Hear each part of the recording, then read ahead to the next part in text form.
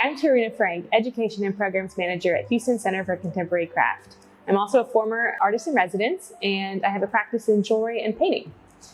Today, we're going to go through the rings exhibition and check out some of these fantastic rings from the Helen Druck collection.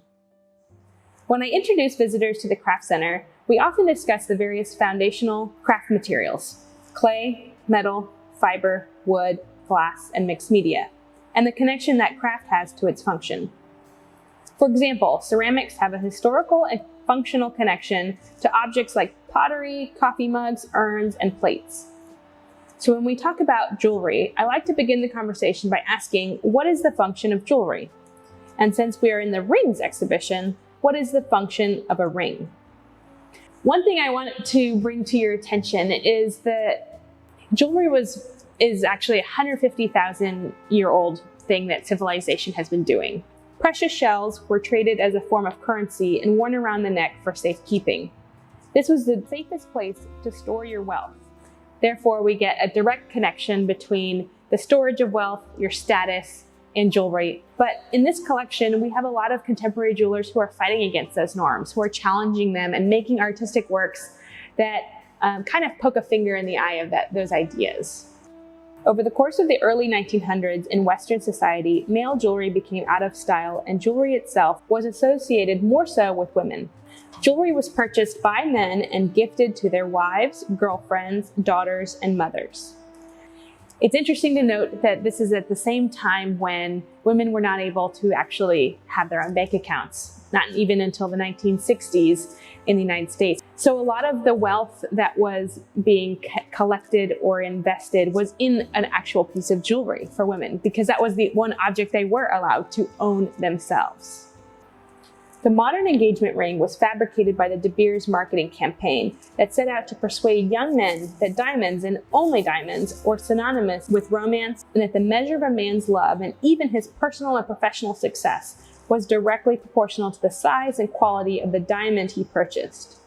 So you can see here, George Dobler is really emphasizing the fact that, the bigger the diamond, the better. But the funny thing is, none of these are actually diamonds. Notice the exaggerated size of the stones. You could see these rings as a response to the campaign, like De Beers, especially knowing that none of them are actually diamonds. Let's walk around on this side. The two rings here by Nikki Sawanchuka are actually made out of found objects, seeds, legumes, wood, and lacquer. They're beautiful rings, the way that they're arranged, the seeds themselves, but the material value is not essentially there. But I think it does evoke a lot of our connection to food, and especially in a time of climate change and food insecurities, we can really think about these seeds being a symbol of wealth or status. The two rings here, additionally by Deborah Rappaport, also made out of things that we might consider trash. This one here is made out of Nespresso coffee capsules and synthetic leather, whereas this one's actually made out of toilet paper roll, paint strips, copper, various found materials, even a dried lychee nut. These are made out of objects that we very much do not consider valuable as far as the material itself. But I almost am reminded of, our grab for toilet paper during the early pandemic and how that was almost as valuable as, currency. Moving to this side of the room, I wanted to point out Bernhard Schobinger's ring, titled Gold Mary's Nightmare, is roughly assembled with small gold bars, mocking its idea and use as an investment. It looks almost like it's been glued together with green wax, which is actually malachite. Through his rejection of traditional jewels, he deprives jewelry of its function as a status symbol, making it a tool of critique of our ideas of currency and investments. So, it begs the question of, does the ring hold the value through its material? Does it have value through the actual idea or the skill that it took to make it?